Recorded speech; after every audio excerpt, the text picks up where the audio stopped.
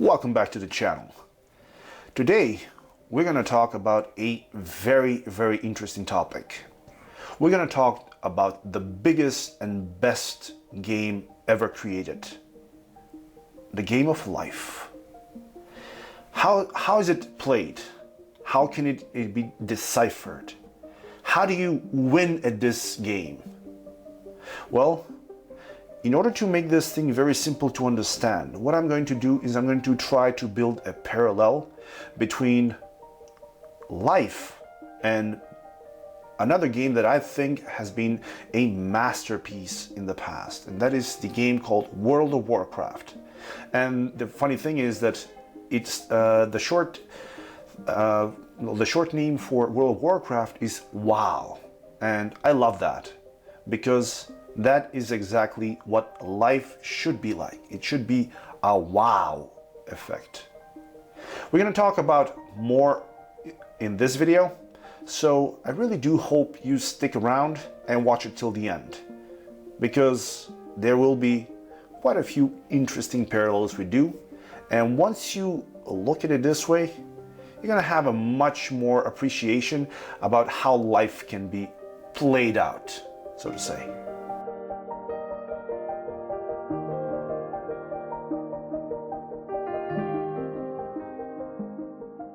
Just like we said in the intro, we're going to talk about the best game in the world. And this game is called the game of life. Now, in order to make this thing more, how do I put it, relatable, I'm going to try to make a parallel between life and a game called World of Warcraft. Now, a short introduction to people who might have never played this game or never heard about it. It's a game where you create a character, and at the beginning you have the ability to choose which gender, race you're going to be. Well, in life you don't actually get to do that. In life you get assigned a gender and a race upon birth. So that's the only thing that is kind of off here. So in World of Warcraft you can choose your name, you can choose your race, you can choose your gender. In real life, well, those are assigned to you upon birth. So in World of Warcraft, you have different races. Both of them are in different alliances. One is called the Horde, the other one is called the Alliance. And what this thing does is, based on what you are, you're going to clash with the other races. Well, in the history of humanity, we actually went through all of this. We had nations, then axes, allies. We always used to clash. Even nowadays, wars keep breaking up. So it's very similar to something like that. But I digress. Let's go back to the interesting thing. Why do I say that life is like World of Warcraft? Well, in World of Warcraft, other than just having a race, you actually are important because you have a character. And you can build this character however you want. The only limits there are is what class would you choose at the beginning of your character creation. So if you can choose a warrior, you would go in and you would spec with strength. If you choose a hunter or a rogue, you would go and spec in agility. If you would choose a mage, you would go with intellect. You would choose a healer, you would go with wisdom. Now, all of these things that I'm talking about is back from when World of Warcraft was the original game, without any of the expansions. So if you've been playing along, then you're gonna know that a lot of new things happen, but that's not important in this case. What I want to stay is, I want to stay within the compounds of the original game, because that's where I think it was the perfect game. Now, the only thing that you can actually take from all of this is that just like you would develop your in-game character or your in-game avatar, you can do the same thing for yourself.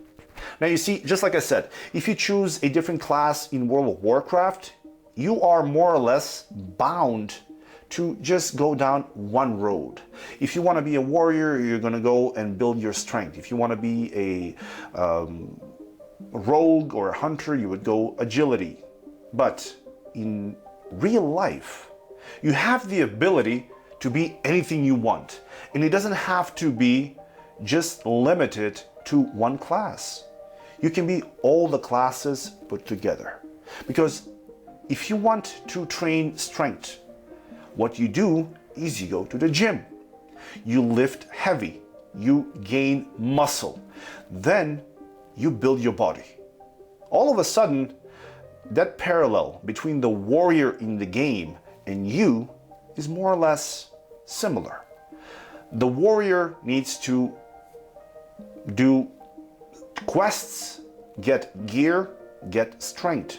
You yourself need to go to the gym, eat properly, and you get strength. Agility, just like in the game, can be achieved in real life. You would go running, you would go do gymnastics, you can do calisthenics. You will be more agile. If you want to gain intelligence, in the game, your character needs to read books. In real life, you get to read books. You get to choose which kind of books you want to read. You're going to expand your mind. You're going to expand your possibility to understand new things. By doing this, your intellect rises. Your wisdom also rises. You will be more wise because you will pick up on the wisdom of ages written in the books that you're reading. So as you can see, just like in World of Warcraft, where you can upgrade your character, in real life you can do the same thing, but you can do it for yourself. So you upgrade. Now, another thing that World of Warcraft has done masterfully is it allows you to gain experience. And as you gain experience, you gain levels. Each level gives you a new option to grow, to make your character more powerful. Well, in real life, it's the same thing. The more experience you get in a particular field, the more you know about it. The more you know about it, more doors start opening up for you. If you start learning something and you're getting good at it, people will notice.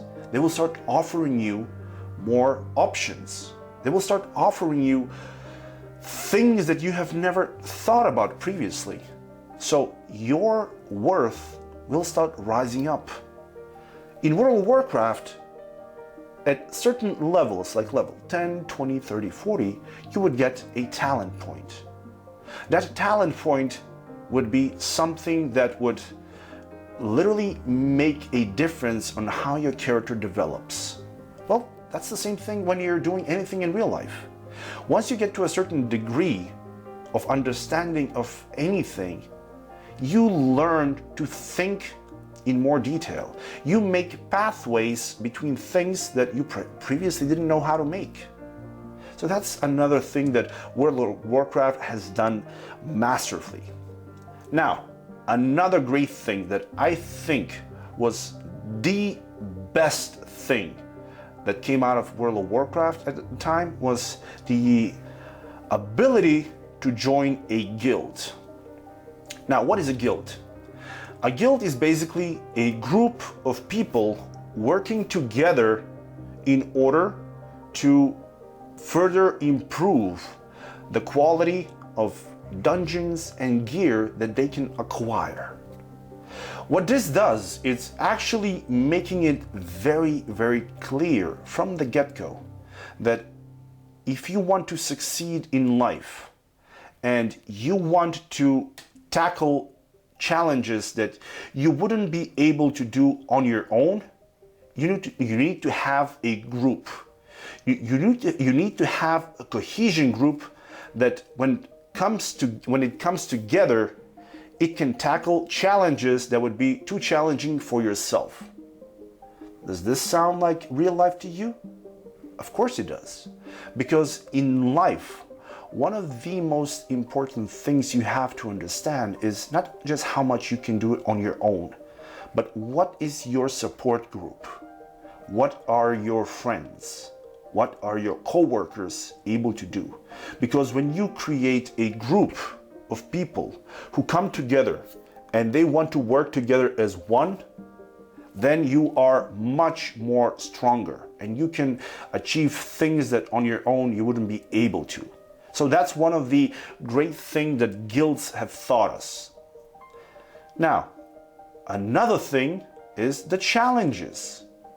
In World of Warcraft, as you're progressing, you're given basically quests where your character is made to go out there and tackle monsters, gather stuff, go ahead and talk to people, gather other regions, anything. And at the end of those quests, what you get is a reward. That reward can be a monetary, or in WoW terms, gold, or it can be gear that is going to help you move forward in life or move forward through the levels in WoW.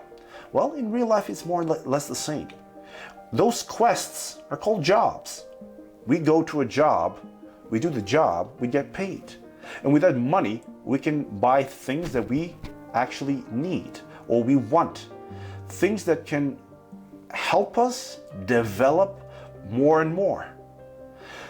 Then, once you get to a certain point, instead of just going for quests, you have the next level, dungeons.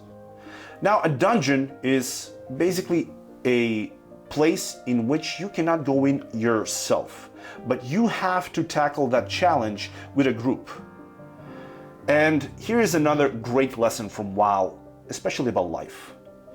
If you go inside a dungeon without a properly spec'd group, and what this means, you have to have people with different abilities that when they come together, they can overcome the difficulties that arise from that thing. In WoW terms, this means a tank, a healer, and people who do damage, or DPSers. In real life, this would mean that you would have to have a team with you that has different abilities that can tackle anything that life throws at you. And the last thing that they actually put in WoW is, well, raids. Raids is, well, used to be a dungeon meant for 40 people. So you had to have 40 people come together and work as a team in order to beat the best challenges in the game and get the best gear. Now, what raids actually taught us, or what raids are trying to teach us, is that in order to get the best out of life, you need to be able to be a part of a large group. You need to be able to battle it out and not let other people around you fail.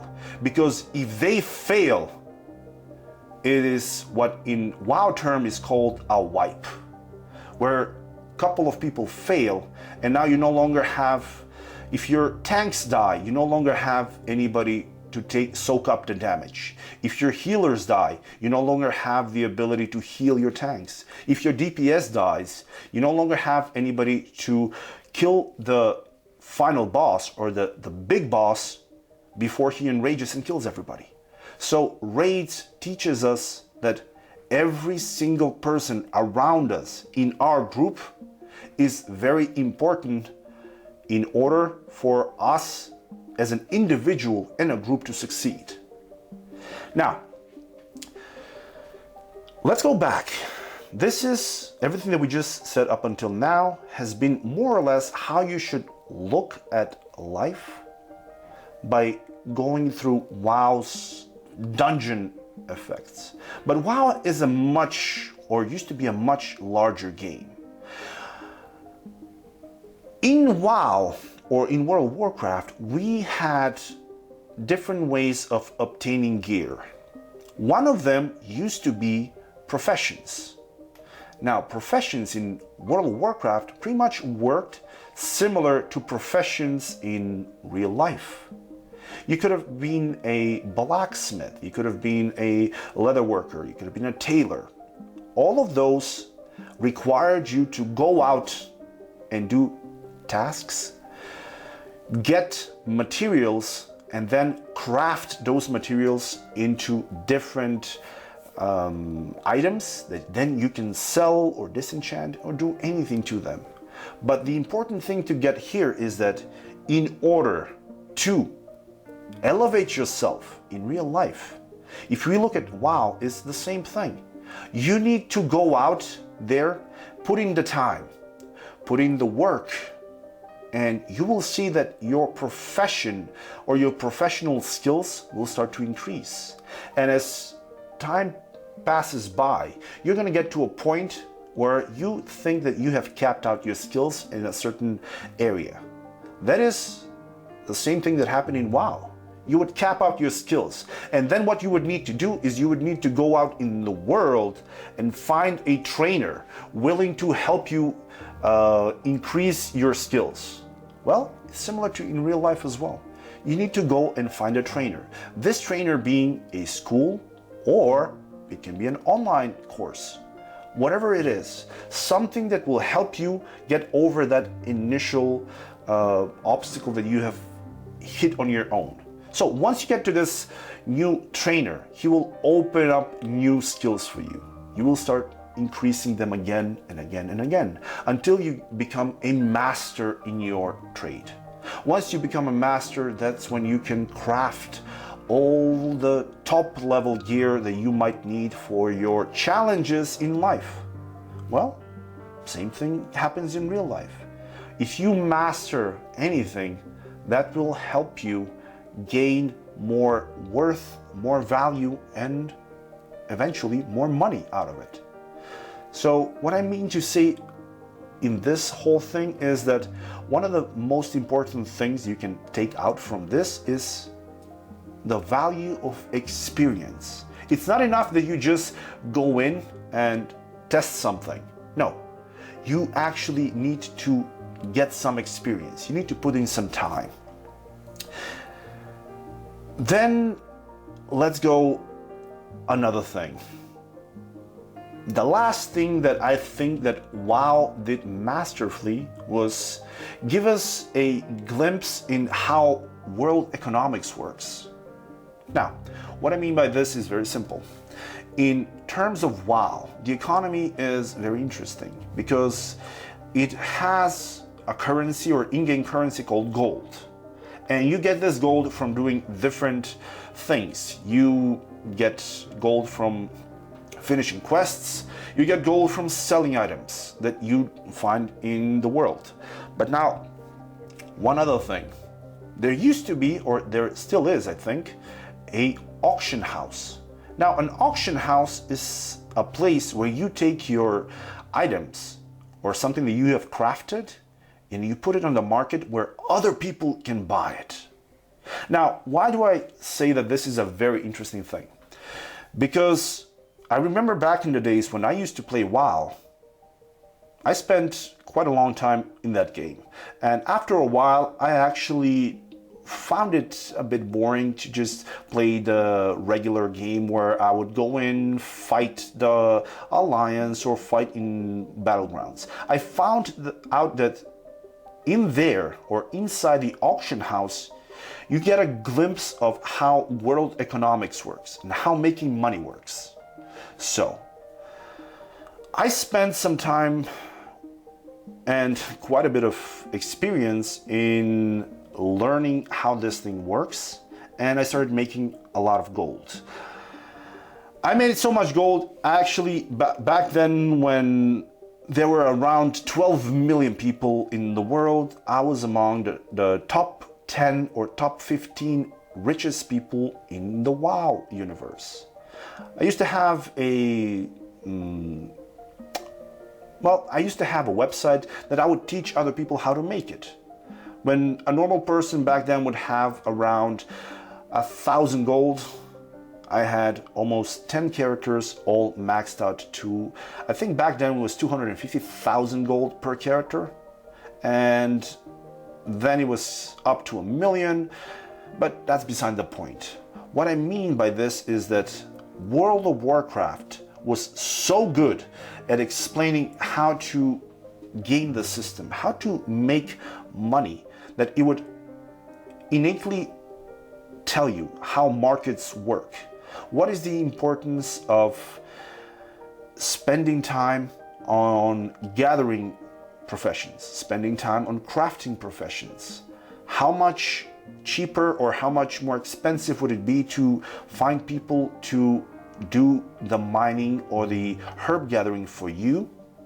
And how much more you can make if you delegate work.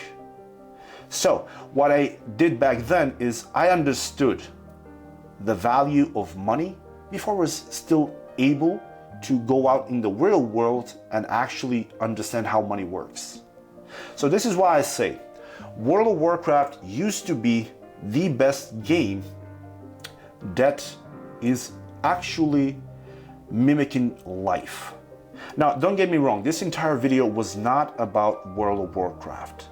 This is about just as a comparison on how you can go ahead and take what a game does or did very, very good to what you can do in life yourself. So the best game ever made is not World of Warcraft. The best game ever made is life. And you have the ability to play this game however you want. And if you have ever caught yourself just saying this or even mumbling this one thing, and that is, oh boy, I'm bored, then you need to rethink your choices, because you have really no chance of ever saying that you're bored when you know that you can do anything you want and you can achieve everything you ever wanted it by just putting in the work and just getting the experience. And if there are certain things in life you want to achieve and you want to get, but you feel like you are not good enough, then know just one thing. It is not that you're not good enough to do that thing. It is simply that you are still too low of a level in order to do this thing. And what you need to do is you need to go back and you need to do some grinding. You need to gather up some more experience and you need to level up. Because once you level up, you will be on par for whatever challenge lies ahead of you, that you can hit it heads on and defeat that challenge. So I'll leave it up there for this video. I will probably go into more detail in future videos and try to break this thing even more. But for now, that would be it. As always, I've said the same thing, I will say it again. You don't have to be the best, you just have to be better. And the other thing is, do not compare yourself with other people. You are you. You have your own path to traverse.